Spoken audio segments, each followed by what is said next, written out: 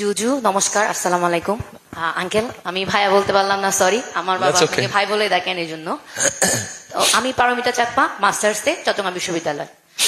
আপনি দেশে আসার পরপরই পাহাড় এবং সমতল সবাইকে নিয়ে একসাথে দেশ গড়ার কথা বলেছিলেন।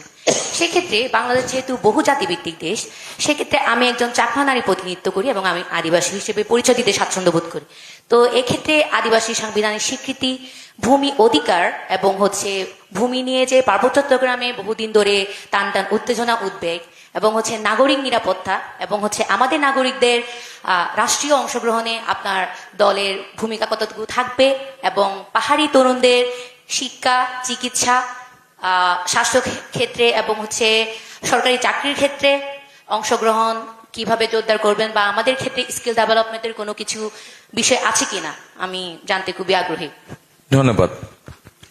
দেখুন, আমরা যদি বিষয়টাকে এইভাবে দেখি, ৭১ সালে যখন যুদ্ধ হয়েছিল দেশ স্বাধীন করার জন্য, তখন কে কোন ধর্মের এটা কিন্তু কেউ দেখেনি, আবার কে সমতল বা কে পাহাড়ের এটাও কেউ দেখেনি। ঠিক একইভাবে ২০২৪ সালে যখন আন্দোলন হতো, ঠিক সেই সময়ও কে কোন ধর্মের কেউ দেখেনি। ঠিক একইভাবে কে কোন সমতলের বা কে পাহাড়ি সেটাও কেউ দেখে নাই। সো অ্যাজ লং ইউর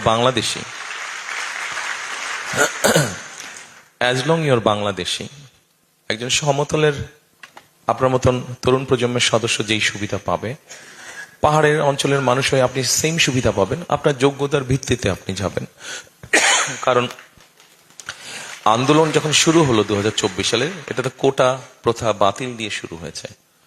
আমরা বলেছি ২০১৪ সালে আমি বলেছিলাম যে কিছু ডিজেবল বা অন্য ভিন্ন ধরনের মানুষ আছে, তাদের জন্য বিভিন্ন পর্যায়ে কিছু 5% মতন কোটা রেখে বাকি সব ক্ষেত্রেই আমি ব্যক্তিগতভাবে মনে করি যে মেধার ভিত্তিতে হওয়া উচিত।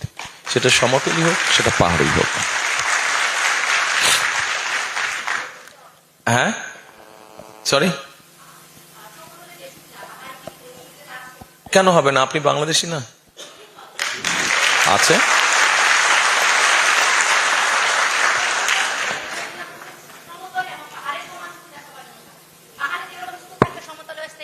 থাকবে, থাকবে, কেন থাকবে না?